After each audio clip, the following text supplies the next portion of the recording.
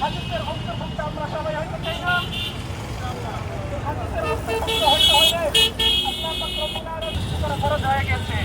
কিন্তু আমাদের রাষ্ট্রের দিক দিয়ে তাকালে কি হয় না, আমরা আমাদের হাত বাঁধা। কিন্তু আমাদের সকলেরই দরকার আল্লাহর রাস্তায় জিহাদ করা, আল্লাহর রাস্তায় আমাদের জীবন।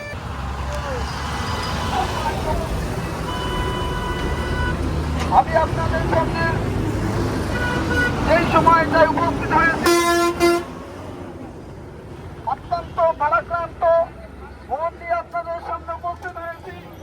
এমন একটা সময় গাজাবাসী, ফিলিস্তিনবাসী তারা বোমের নিচে অবস্থান করছে।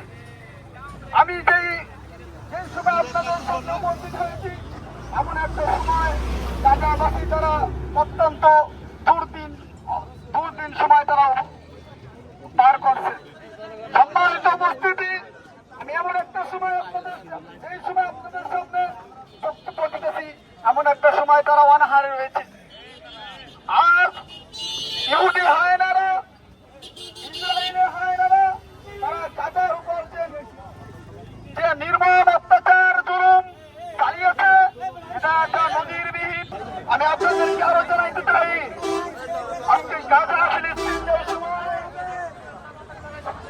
যেই সময় ইসরায়েলি হায়নারা গাজার উপর আক্রমণ চালাইতেছে, মুসলিম কান্ট্রি সহ সমস্ত নেতারা আজকে মুখে কুলু পেটে বসে আছে। সমস্ত বিশ্বের নেতারা আজকে মুখে কুলু পেটে বসে আছে।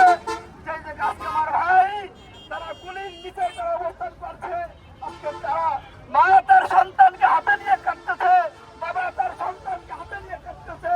আর আজকে মুসলিম নেতা হয়ে